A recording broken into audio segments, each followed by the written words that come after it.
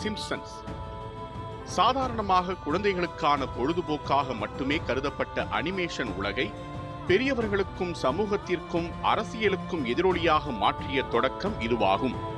1989ஆம் ஆண்டு டிசம்பர் 17 தொலைக்காட்சி வரலாற்றில் ஒரு புதிய யுகம் தொடங்கிய நாள்.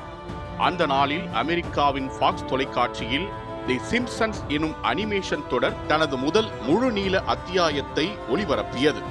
ஆரம்பத்தில் ஒரு சின்ன கார்ட்டூன் முயற்சியாக கருதப்பட்ட தி சிம்ப்சன்ஸ் காலப்போக்கில் உலகின் மிக நீண்ட காலமாக தொடர்ந்து ஒளிபரப்பாகும் டிவி தொடர்களில் ஒன்றாகவும் அமெரிக்க கலாச்சாரத்தின் பிரதிபலிப்பாகவும் மாறியது. மாட் குரோனிங் உருவாக்கிய இந்த தொடர் முதலில் தி ட்ரேசி உல்மன் ஷோ என்ற நிகழ்ச்சிக்கான குறும் அனிமேஷன் பகுதியாய் தோன்றியது.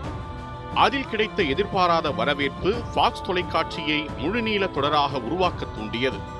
1989 டிசம்பர் 17 அன்று ஒளிபரப்பான முதல் அத்தியாயம் Simpson's roasting on an open fire என பெயரிடப்பட்டது. அந்த அத்தியாயம் ஒரு அமெரிக்க நடுத்தர வர்க்க குடும்பத்தின் வாழ்க்கையை நகைச்சுவை, வலி ஆகியவை கலந்த பார்வையில் காட்டியது.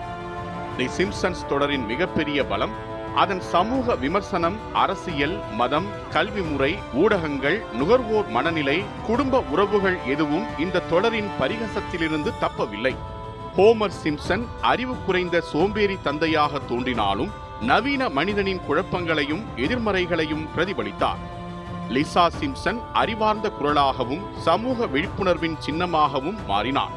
பார்க் மரபு சிந்தனைகளுக்கு எதிரான கிளர்ச்சியின் வடிவமாக விளங்கினார். இந்த தொடர் அனிமேஷன் என்பது குழந்தைகளுக்கானது என்ற பழைய நம்பிக்கையை முற்றிலும் உடைத்தது. பெரியவர்கள் அனிமேஷன் தொடரை தீவிரமாக பார்க்கவும், அதை பற்றி விவாதிக்கவும், அதிலுள்ள அரசியல் கருத்துக்களை உணரவும் தி சிம்ப்சன்ஸ் வழிவகுத்தது. மேலும் South Park, Family Guy, Rick and Morty போன்ற பல பெரியவர்களுக்கான அனிமேஷன் தொடர்களுக்கு பாதை அமைத்தது.